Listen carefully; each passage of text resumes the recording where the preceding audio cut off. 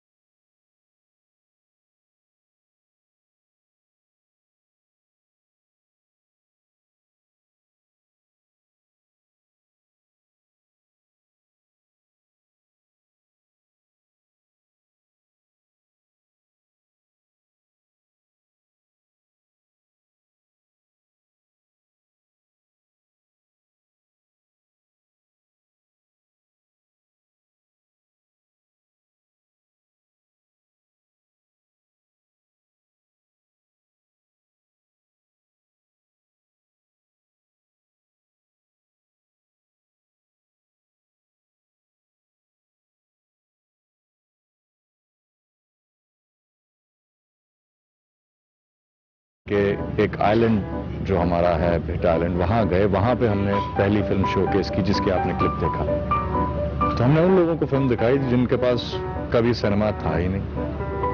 तो हमारी कोशिश ये है और हमारा जो इरादा है कि हम थर के बॉर्डर से लेके चाइना के बॉर्डर तक पूरे पाकिस्तान में इसको कवर करें और पूरे पाकिस्तान में ये फिल्म दिखाएं। तफरीह सबके लिए, इसी मरकजी ख्याल के साथ पर्दे पे रहने दो के जरिए पुरानी और नई पाकिस्तानी फिल्मों की स्क्रीनिंग मुल्क के दूर दराज इलाकों में की जा रही है, जहां सिनेमा हॉल्स नापैद हैं। हमारे यहाँ सिनेमा हॉल्स की बड़ी कमी है, खासतौर पे छोटी जगहों पे। तो ये जो सिनेमा हॉल व्हील्स है, ये बहुत से लोगों तक हमारी फिल्मों को पहुंचाएगा और जो अब माशाल्लाह हमारी फिल्में बन रही हैं, अच्छी बन रही, और मुझे उम्मीद है कि और अच्छी बनेगी, क्योंकि पढ़े लिखे बच्चे अब फिल्म बनाने की तरफ राग़िब हुए हैं और इंशाल्लाह ये कोशिश बहुत कामयाब रहेगी। सिनेमा तो देखिए, दुनिया में लाख एंटरटेनमेंट के लिए दूसरे जराए हों, बेशक टीवी के चैनल्स हों, लेकिन सिनेमा की एक अपनी ही अफादियत है, उसकी अपनी ही एक अहमियत है, जो कि लोगों को तफरीह के साथ साथ एजुकेट भी करता है, फिल्म करती है। तो जो ये पर्दे पे रहने दो की जो मुहिम शुरू की है, जिसमें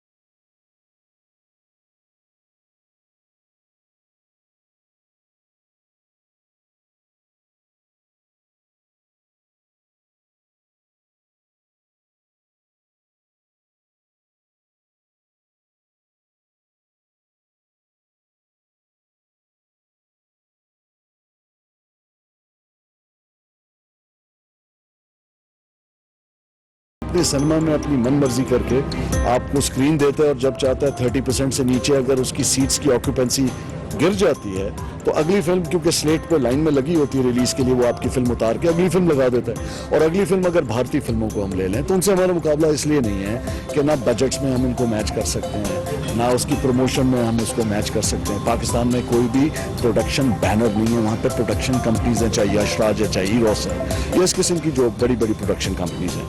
देयरफॉर आई थिंक ये जो कर रहे हैं ये एक बहुत खूबसूरत इनिशिएटिव है जिसको हमें सपोर्ट करना चाहिए। और नए फिल्म मेकर्स को इनको करंट टाइटल्स देने चाहिए। मेरी तरफ से मेरी फिल्म तो इनके लिए हाजिर है, और जब एक प्रेसिडेंस आप सेट करेंगे तो बाकी लोग भी इनका साथ देंगे।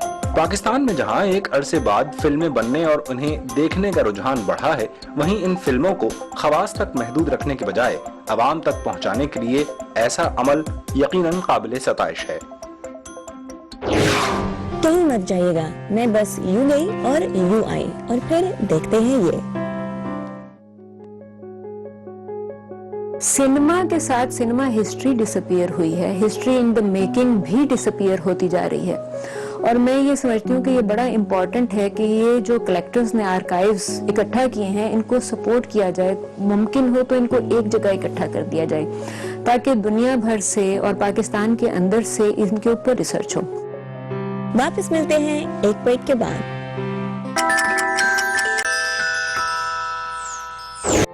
Welcome back. फिल्म का बनना एक तरफ, मगर इसकी हिस्ट्री को हमारे लिए संभालना या प्रिजर्व करना भी एक खूबसूरत हुनर है जो हर किसी की बस की बात नहीं।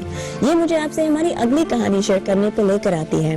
मिलते हैं एक ऐसी खातून से जो फुलब्राइट स्कॉलर थी, आज तक 8000 से ज्यादा फिल्मों को आर्काइव कर चुकी है, और पाकिस्तान में और पाकिस्तान से बाहर इन्होंने फिल्मों पे अनगिनत रिसर्च पेपर्स लिख चुके हैं।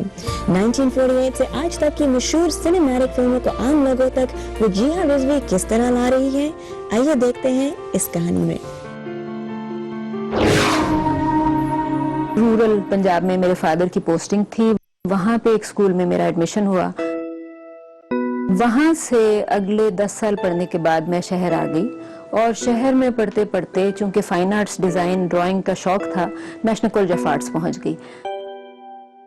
I was one of the top students और थ्रू आउट स्कॉलरशिप पे पढ़ती रही। उसी स्कॉलरशिप में जब मैंने NCA से किया bachelors in advertising and graphic design, तो मैंने मीडिया इंडस्ट्री में जॉब शुरू कर दी। डिजाइन पोस्टर से कमर्शियल की तरफ डाइवर्जन हुई, और टीवी कमर्शियल से टेलीविजन प्रोडक्शन, टेलीविजन प्रोडक्शन से फिल्म मेकिंग। इसी फोकस में मेरी चूंकि फिल्म एंड टेलीविजन में इंटरेस्ट थी, तो नेशनल कॉलेज ऑफ आर्ट्स में film and television department setup किया। पंजाब में जो और स्कूल्स एंड कॉलेजेस हैं जहाँ पे फिल्म एंड टेलीविजन और मीडिया पढ़ाया जाता है, वहाँ पे मैं किसी ना किसी तरह करिकुलम डेवलपमेंट और मीडिया स्टडीज का पार्ट रही। इस दौरान में यूनाइटेड स्टेट्स एजुकेशन फाउंडेशन इन पाकिस्तान ने स्कॉलरशिप्स अनाउंस किए, तो मैंने फॉरेन ग्रेजुएट स्टडीज के लिए अप्लाई कर दिया। मेरी सिलेक्शन हुई फॉर ओक्लाहोमा स्टेट यूनिवर्सिटी। वहां पे मैं गई और वहां पे मैंने फिल्म स्टडीज में, स्क्रीन स्टडीज प्रोग्राम में, फिल्म एंड टेलीविजन में पढ़ा। वो एक्सपीरियंस बहुत आउटस्टैंडिंग एक्सपीरियंस था, स्टार्टिंग फ्रॉम स्क्रैच। आपकी एफिशिएंसी ट्रिमेंडसली एनहांस कर दी जाती है। मेरा ये ख्याल है कि वो अपने ग्रेजुएट स्टूडेंट से इतना काम करवाते हैं जितना उनको खुद भी नहीं पता होता कि वो कर सकते हैं। ये चीज कहीं और नहीं है। सबसे ज्यादा चैलेंजिंग बात जो थी वो है 2 बच्चों के साथ ट्रैवल करना। सुबह उठना, बच्चों को स्कूल छोड़ना, भागे भागे वापस आना, तैयार होना, यूनिवर्सिटी के काम करना। और ये सारा काम सिर्फ इसी वजह से पॉसिबल हुआ कि प्रोफेसर्स बेइंतहा कोऑपरेटिव थे। मुझे इतना सपोर्ट किया कि मैं अपनी एजुकेशन और अपनी फैमिली लाइफ को बैलेंस कर सकी। अमेरिका में हम यूरोपियन और अमेरिकन और रशियन फिल्म्स के बारे में पढ़ते रहे। एक दिन क्लासरूम में मेरी टीचर ने मुझसे ये पूछा कि क्या पाकिस्तान में खवातीन फिल्म्स बनाती? शमीमारा 60s में डायरेक्टर ऑफ द डेकेड जो मेरे पास रिकॉर्ड था वो हुआ, और मैंने उनसे जिक्र किया and she was totally surprised. उन्होंने कहा कि हॉलीवुड में कोई औरत कमर्शियल फिल्म डायरेक्टर नहीं है। मेरी टीचर ने मुझसे ये कहा कि मैं उन्हें कोई पाकिस्तानी फिल्म ला दूं जिसको वो अमेरिकन क्लासरूम में पढ़ा देंगी वुमेन फिल्म मेकर्स के तौर पे। उसमें एक प्रॉब्लम ये आ गई कि हमारे पास विमेन फिल्म्स में या तो डबिंग हो या सबटाइटल्स हो, तो मैं अपनी टीचर को भेज दूं और वो अगले सेमेस्टर में पाकिस्तानी फिल्म करिकुलम में शामिल कर लें। ये नहीं हो सका क्योंकि सबटाइटल्स नहीं थे। जब मैं वापस आई हूँ और मुझे ये लगा कि जी ये पाकिस्तानी सिनेमा पे तो चैप्टराइजेशन ही नहीं है, कोई रिसर्च नहीं है। एक किताब छपी थी 90s में, उसके बाद आज तक कोई दोबारा किताब नहीं आई। वहां से आई डिसाइडेड कि मैं पाकिस्तानी सिनेमा पे रिसर्च शुरू करूं। मैंने 2 लोगों को फोन किया जिनमें सज्जाद गुल और उस्मान पीरजादा। उस्मान ने मुझे एक नाम दे दिया, एस इकबाल का, एंड ही सेड कि आप उनसे जाके मिलें, हमेशा से पोस्टर्स बनाते रहे हैं, शायद उनसे कुछ मिल जाए। तो that's how I ended up in royal park. ये बहुत बड़ी बात है कि ये जो हम लोगों ने काम किए उनको ये प्रिजर्व करना चाहती हैं, उन्हें नई जनरेशन में ला के बताना चाहती हैं, ताकि जो आने वाले लोग हैं उनको भी पता चले कि चले गए लोग उन्होंने क्या काम किया है। वहाँ पे कुछ और फिल्म्स के ऑफिसेस थे, तो मैंने कहा कि एक साहब से मिली, 1-2 लोगों से और मिलती जाऊं। मैं कामरान फिल्म्स के ऑफिस में चली गई और आई थिंक जो उस दिन 2-3 चीजें हुई वो हमेशा मुझे याद रहेंगी। जो मालिक थे उन्होंने रिसेप्शनिस्ट से कहा, दीवार तो 2 तस्वीरें उतार के मैडम ने दे दे। वो तस्वीरें इंडियन फिल्म रेस की थी जो नई नई रिलीज हुई थी। मैंने कहा सर मैं पाकिस्तानी सिनेमा के आर्काइव्स कलेक्ट कर रही हूँ, मुझे इंडियन सिनेमा के आर्काइव्स नहीं कलेक्ट करने। मैं तकरीबन यहाँ रॉयल पार्क में 40 साल से काम कर रहा हूँ और फिल्म इंडस्ट्री के साथ हूँ, और मेरे पास ना तो किसी ने कभी कोई पोस्टर मांगा है, ना कभी किसी मुतल्लक बात की। वंस दे अंडरस्टूड कि मुझे क्या चाहिए, आई थिंक कि उनका अपना भी पॉजिटिव एटीट्यूड था कि जी कोई एकेडमिक बैकग्राउंड से पाकिस्तानी सिनेमा के लिए कुछ करना चाहता है। और मैंने इनके लिए फिर कोशिश की, पूरी रॉयल पार्क के ऑफिस में जाता हूँ, लोगों के पास गया हूँ, लोगों से जाके मैंने ली है सारी चीजें। तकरीबन पहली फिल्म से लेके जितनी भी फिल्में पोस्टर वगैरह मेरे पास इकट्ठे हुए मैंने इनको दिए। तकरीबन 6 साल हो गए हैं और ना ये पीछे हटे हैं 6 साल से, और ना मैं पीछे हटा। फिर रॉयल पार्क के लोगों के थ्रू मुझे ऑल ओवर पाकिस्तान डिफरेंट लोगों के नाम मिलते रहे कि कौन किस जगह पे कितने आर्काइव्स कलेक्ट कर रहा है। मुल्तान में मोहम्मद अली साहब का नाम दिया, लाहौर में परवेज राही, कराची में वकार बेग और गुड्डू फिल्म आर्काइव्स। जो ओल्ड मैगजीन है, जो पुराने अखबारात हैं, जो इश्तिहारात हैं, जब फिल्म सिनेमा पे आती थी उसके बाद फौरन एक इसकी स्टोरी बुक निकल आती थी 8 आने 4 आने की, वो तक मैंने इनको ऑफर की। और मेरी कोशिश यही होती है कि मैं सारी ये चीज़ें जमा करूं और मैंने सब इनके लिए किया और जो भी इनको ज़रूरत है वो इन्होंने लिया। सिनेमा के साथ सिनेमा हिस्ट्री डिसअपीयर हुई है, हिस्ट्री इन द मेकिंग भी डिसअपीयर होती जा रही है। और मैं ये समझती हूँ कि ये बड़ा इम्पॉर्टेंट है कि ये जो कलेक्टर्स ने आर्काइव्स इकट्ठा किए हैं इनको सपोर्ट किया जाए, मुमकिन हो तो इनको एक जगह इकट्ठा कर दिया जाए ताकि दुनिया भर से और पाकिस्तान के अंदर से इनके ऊपर रिसर्च हो। पाकिस्तानी सिनेमा पे रिसर्च कोई हंसने की बात नहीं है कि आप कहें कि ओह पाकिस्तानी सिनेमा पे रिसर्च कर रहे हो और हंसना शुरू कर दें। Lots of people do that. पढ़ा लिखा आदमी कलम की ताकत को बहुत प्रमोट करते हैं।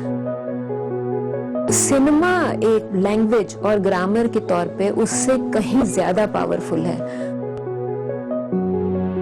हमारा बच्चा लिखने से पहले देखना सीख जाता है और जब वो देखना शुरू करता है तो हम उसको कुछ और दिखा रहे हैं। हमारी जो उल्टी सीधी कहानियां बाहर जारी होती हैं कि जी हम चाइल्ड लेबर करते हैं, हम औरत को जला देते हैं। मेरा ये ख्याल है कि ये बेशुमार ऐसे सोशल इश्यूज जिसमें हम फंडामेंटलिस्ट के तौर पे पहचाने जाते हैं, हम बैकवर्ड के तौर पे पहचाने जाते हैं, हम उनको सिनेमा के थ्रू एड्रेस करें उन इश्यूज को। इस वक्त जो हम डिक्लाइन की बात करते हैं, मुझे पर्सनली ये फील होता है कि डिक्लाइन में एक रिवाइवल का फेज बहुत स्लो पेस पे शुरू हो चुका है। और ये रिवाइवल उस दिन शुरू हुआ जब फिल्म की तालीम हमारे तालीमी अदारों में चली गई, चाहे वो नेशनल कॉलेज ऑफ आर्ट्स है या पंजाब बलूचिस्तान सिंध या सरहद की कोई यूनिवर्सिटी है। अगर वहाँ पे मीडिया स्टडीज या कम्युनिकेशन स्टडीज में फिल्म एंड टेलीविजन पढ़ाया जा रहा है तो इसका मतलब है कि बच्चे कुछ ना कुछ प्रोडक्ट्स बना रहे हैं।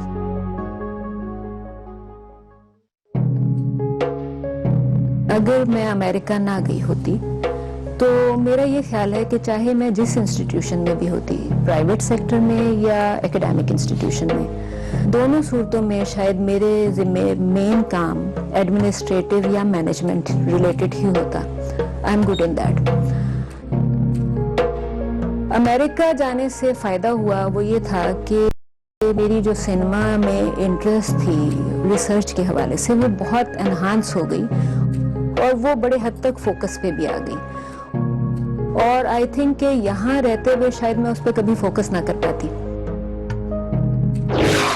कहीं जाने का भी मत सोचिएगा। वेल, अनलेस आपको पॉपकॉर्न का रिफिल चाहिए, जो बाय द वे मुझे भी चाहिए।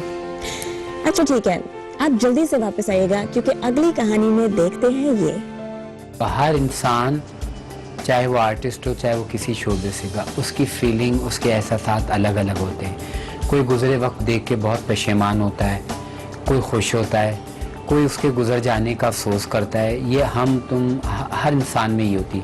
तो कई आर्टिस्ट खुश भी हुए, किसी की आंखों में भी आंसू आए, किसी ने हमें भी सराहा ये कह के कि ये हमें अपने आप को खुद संभालना चाहिए था, हमें आपने संभाला, हमारे पास कुछ भी नहीं था, हमें आपने ये तस्वीर दी। तो उस वक्त मुझे बड़ी खुशी होती है कि देखें मैंने अपने काम से बिला मुआवजा कोई पैसा नहीं लिया, कि अपने आप अपने काम से मैंने लोगों को खुशियां भी तो दी हैं। We'll be right back after a छोटी सी break.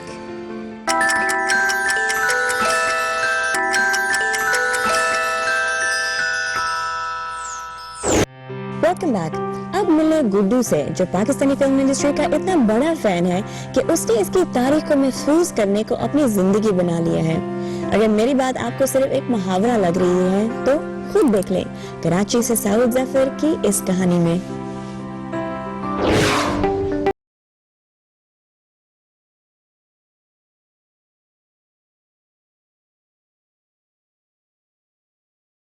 बात में कर लेता है, लेकिन कुछ अफराद ऐसे भी होते हैं जो अपने शौक और लगन में इतना आगे निकल जाते हैं कि उन्हें अपनी परवाह भी नहीं रहती।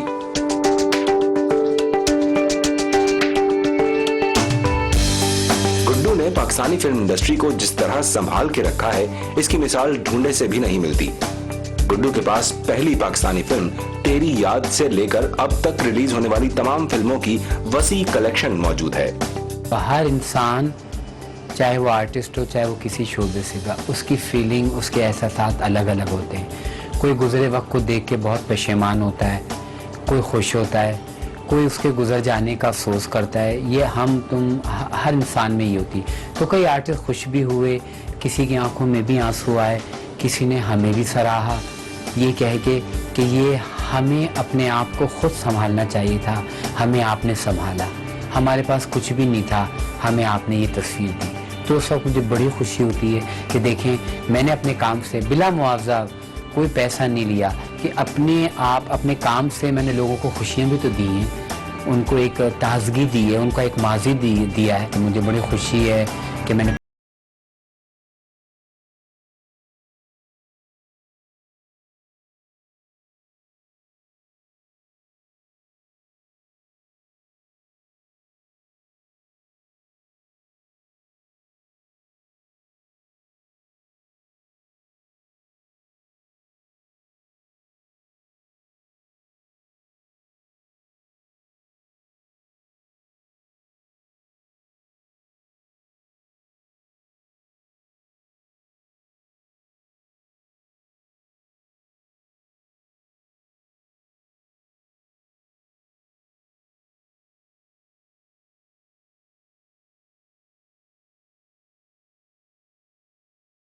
हैं, स्टोरी बुक्स हैं, उसके अलावा आर्टिस्टों की फिल्मों के इश्तिहारात हैं, पुराने अखबारात हैं, ओल्ड मैगज़ीन हैं जो जैसे शमा, रोमान, ईस्टर्न फिल्म्स वगैरह उस ज़माने में आया करते थे।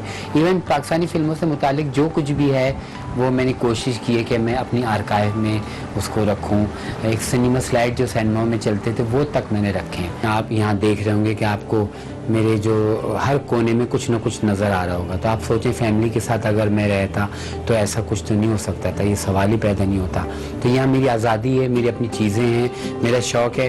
यूँ सोचो कि जो मेरा काम है, ये जो मेरा लगाव है, इससे जहाँ मुझे फ़ायदा तो वहाँ बहुत नुकसानात भी हुए, घर से भी अलहदा हो गए, फिर अपनी लाइफ जो थी वो सारी इसमें लग गई। ज़ाहिर शादी बच्चे होते तो ज़रा वो चीज़ तो वो फिर अलग ही होती ना, लेकिन मैंने अपनी सब कुछ इस पे कुर्बान किया है। गुड्डू के पास पाकिस्तानी फिल्म इंडस्ट्री के हवाले से खजाना मौजूद है जिसकी हैसियत बिलाशुबा अनमोल है। ये पाकिस्तान की पहली सुपर मॉडल है रक्षिंदा, जो वफात पा चुकी है कनाडा में। ये पाकिस्तान की पहली सुपर मॉडल ये, और बाकायदा जोडो कराटे की मास्टर थी, बड़ा नाम कमा, बड़ी खूबसूरत खातून थी। इसके अलावा ये ज़िया मोइनुद्दीन मुजरिम कौन फिल्म में, ये अदाकार रोजीना की पहली फिल्म चोरी छुपे उसकी तस्वीर है। ये आसिया के साथ आलम लोहार जो आरिफ लोहार के वालिद हैं वो। जाहिद खान उर्फ गुड्डू को जरूरत है तो सिर्फ पजीराई और सरपरस्ती की, जिससे न सिर्फ पाकिस्तानी फिल्म इंडस्ट्री का माजी महफूज होगा बल्कि नई नस्ल इससे भरपूर फायदा भी उठा सकेगी। एंड आज के एपिसोड के लिए इट्स अ रैप। आने वाले एपिसोड में आप क्या देखना चाहेंगे और इस एपिसोड में पेश होने वाली कहानियां आपको कैसी लगी, जरूर हमारे इस फेसबुक पेज को लाइक करिएगा और अपना फीडबैक भेजते रहिएगा। मैं हूं आपकी host Ayesha Gilani, signing off for Kahani Pakistani. खुदा हाफिज़।